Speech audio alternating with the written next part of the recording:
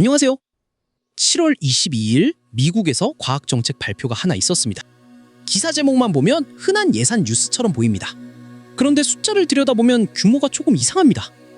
연방 정부가 내놓은 금액이 50억 달러를 넘습니다. 참여하는 연방기관이 15개가 넘습니다. 그리고 지원서가 5천 건 넘게 몰렸습니다. 이 사업의 이름은 제네시스 미션입니다. 오늘은 이 계획이 무엇을 하려는 것인지 보겠습니다. 먼저 출발점부터 보겠습니다. 제네시스 미션은 2025년 11월 대통령 행정명령으로 시작됐습니다. 처음에는 에너지부가 주도하는 사업이었습니다. 목표는 한 문장으로 요약됩니다. 인공지능을 과학 발견에 본격적으로 투입하겠다는 것입니다. 여기서 잠깐 멈춰서 이 표현이 무슨 뜻인지 짚어야 합니다. 우리가 흔히 아는 인공지능의 과학 활용은 연구자가 논문을 요약시키거나 코드를 짜게 하는 수준입니다. 제네시스 미션이 말하는 것은 그것보다 한 단계 아래입니다. 국립연구소가 가진 슈퍼컴퓨터, 실험 장비, 그리고 수십 년치 실험 데이터가 있습니다. 이것들을 인공지능과 하나의 시스템으로 묶겠다는 겁니다. 연구자가 인공지능을 도구로 쓰는 것이 아니라 인공지능이 연구 설비의 일부가 되는 구조입니다. 그리고 7월 22일 이 사업이 크게 확장됩니다. 백악관 과학기술정책실의 마이클 크라시오스 실장이 발표를 맡았습니다. 내용은 두 가지입니다. 첫째, 50억 달러가 넘는 연방 예산을 투입한다는 것입니다.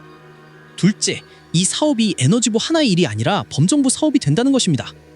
참여 기관 목록이 공개됐습니다. 에너지부, 보건복지부, 국립보건원이 들어갑니다. 교통부, 내무부, 농무부도 참여합니다. 나사와 국립과학재단이 들어갑니다. 국립표준기술연구소, 보훈부, 질병통제예방센터가 참여합니다. 국토안보부와 국가해관보국, 그리고 국방부처도 이름을 올렸습니다. 이 기관들이 연구비만 내는 것이 아닙니다. 각자 가진 특수한 과학 데이터와 연구시설을 함께 내놓습니다. 그러니까 예산 사업이라기보다 국가가 가진 과학 자산을 한판 위에 올리는 작업에 가깝습니다. 그리고 그 판 위에 놓인 과제 목록이 함께 공개됐습니다. 국가과학기술 챌린지라는 이름이 붙었고 5개의 큰 범주로 나뉩니다. 첫 번째 범주는 더 오래, 더 건강하게 사는 문제입니다. 만성질환의 근본 원인을 찾는 과제가 들어갑니다. 소아암의 치료법을 여는 과제도 있습니다. 신약 발견과 임상 적용을 앞당기는 과제, 그리고 참전 군인의 건강 성과를 개선하는 과제가 포함됩니다. 두 번째 범주는 인프라와 에너지입니다. 미국의 사회 기반 시설 수명 주기를 다시 설계하는 과제가 있습니다. 경제 규모에 맞춰 전력망을 확장하는 과제, 천연 자원을 관리하는 과제가 들어갑니다. 세 번째 범주는 산업 경쟁력입니다. 반도체 산업의 중심을 미국으로 되돌리는 과제입니다. 생물학을 산업 규모로 키우는 과제도 있습니다. 네 번째 범주가 개인적으로 가장 흥미로운 부분입니다. 발견의 경계를 넓히는 과제들입니다. 우주 데이터에서 새로운 발견을 캐내는 과제가 있습니다. 인공지능이 운영하는 자율실험실을 실현하는 과제가 있습니다. 양자 시스템을 구현하는 과제, 살아있는 시스템의 거동을 예측하는 과제가 있습니다. 그리고 원하는 기능을 미리 정해놓고 그에 맞는 물질을 설계하는 과제가 포함됩니다. 다섯 번째 범주는 위협 대응입니다. 생물학적 위협을 조기에 탐지하고 출처를 밝히는 과제가 들어갑니다. 전략 억제에 필요한 물질을 찾는 과제, 핵 물질의 출처를 규명하는 과제가 있습니다. 목록을 읽어보면 성격이 보입니다. 기초 연구를 넓게 지원하는 방식이 아닙니다. 풀어야 할 문제를 먼저 정해놓고 거기에 인공지능과 국가 설비를 투입하는 방식입니다. 그래서 미션이라는 단어가 붙은 겁니다. 실제 집행도 이미 시작됐습니다. 에너지부는 같은 날 첫 번째 과제 목록을 선정해 발표했습니다. 278개 프로젝트가 뽑혔고 미국 50개 전역에 걸쳐 있습니다. 이 과제들은 올해 3월에 나간 지원 공고에 응한 것들입니다. 그 공고에 5천 건이 넘는 지원서가 접수됐습니다. 에너지부는 이것이 자기 기관 역사상 가장 많은 응답이었다고 밝혔습니다. 여기서 이 사업이 왜 화제가 됐는지 알 수 있습니다. 금액도 크지만 연구 현장의 반응이 그만큼 컸다는 뜻이기 때문입니다. 이제 냉정하게 정리해보겠습니다. 첫째, 지금까지 발표된 것은 예산과 과제 목록입니다. 과학적 성과는 아직 하나도 나오지 않았습니다. 278개 프로젝트는 이제 막 선정된 단계입니다. 둘째, 이런 종류의 국가사업은 발표된 금액이 전부 집행되지 않는 경우가 많습니다. 연도별 예산 배정과 의회 절차가 남아있기 때문입니다. 셋째, 정권이 바뀌면 우선순위도 바뀝니다. 행정명령으로 시작된 사업은 다음 행정명령으로 방향이 달라질 수 있습니다.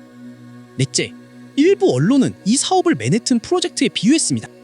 이건 규모를 강조하는 언론의 표현이고 정부가 붙인 공식 성격 규정이 아닙니다. 비유를 사실로 옮겨 읽지 않는 편이 좋습니다. 다섯째, 목표를 정해두고 투입하는 방식에는 오래된 반론이 있습니다. 과학의 큰 발견은 목표를 정하지 않은 연구에서 나온 경우가 많다는 지적입니다. 그럼에도 이 계획에서 눈여겨볼 대목이 하나 있습니다. 자율 실험실이라는 과제입니다. 인공지능이 가설을 세우고 실험을 설계하고 로봇이 실제로 실험을 수행하고 그 결과가 다시 인공지능으로 들어가는 순환입니다. 이 순환이 실제로 돌기 시작하면 과학의 속도를 정하는 기준이 달라집니다. 지금까지 연구 속도의 상한은 사람의 시간이었습니다. 가설을 세우고 실험을 준비하고 결과를 해석하는 데 걸리는 사람의 시간입니다. 그 상한이 장비의 처리량으로 바뀌는 겁니다. 특이점을 이야기할 때 사람들은 보통 더 똑똑한 모델을 떠올립니다. 하지만 인공지능이 스스로 실험을 돌려 지식을 만들어내기 시작하는 지점도 그에 못지않게 중요한 분기입니다. 제네시스 미션은 그 분기를 국가 규모로 시도해보겠다는 계획입니다. 성공할지는 아무도 모릅니다. 다만 이 정도 규모로 시도하는 나라가 생겼다는 사실 자체는 기록해 둘만합니다. 정리하겠습니다. 7월 22일 백악관은 제네시스 미션에 50억 달러가 넘는 연방 예산과 15개가 넘는 기관의 참여를 발표했습니다. 건강, 인프라와 에너지, 산업 경쟁력, 발견의 경계, 위협 대응이라는 5범주의 국가 과제 목록이 붙었습니다. 에너지부는 같은 날 278개 프로젝트를 선정했고 지원서는 5,000건이 넘어 기관 역사상 최대였습니다.